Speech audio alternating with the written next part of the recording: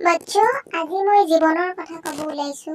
জীৱনত এটা সময় আহে, চব ৰাস্তা বন্ধ থাকে। কি হ'ব আৰু কেনেকৈ হ'ব সেই কথা ক'ব নালাগে।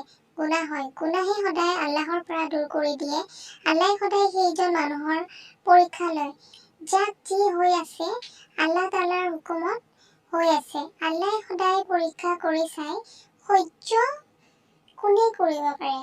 তুমি যোনটো বস্তুৰ কাৰণে সবৰ কৰিছা, অন্তৰৰ পৰা যি ভাবিছা, আল্লাহ তোমাক দি দিয়ে।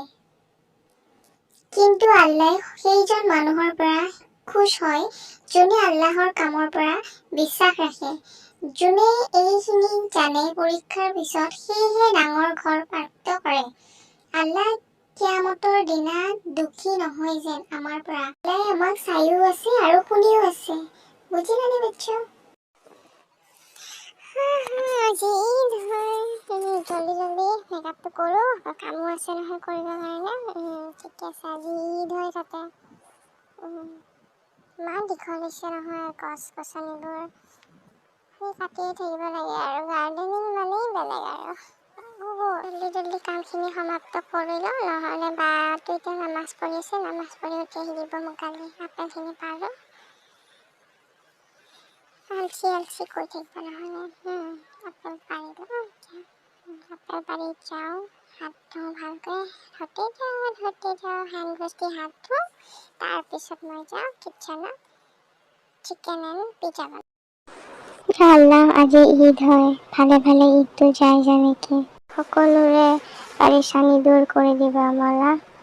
ইয়া আল্লাহ, সকলোকে ভালে ৰাখিবা আল্লাহ, আমিন। এইবাৰ দেখাই নাই তাই ক'ত বা গ'ল।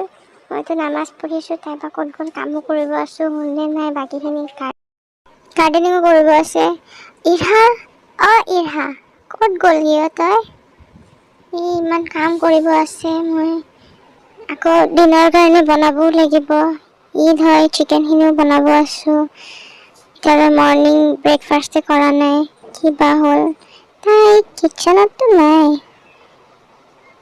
এবাৰ চাই আহোঁ, তাৰপিছতহে গম পাম তাই ক'ত আছে। ইৰহা বা মই ইয়াতে আছোঁ পাকঘৰত।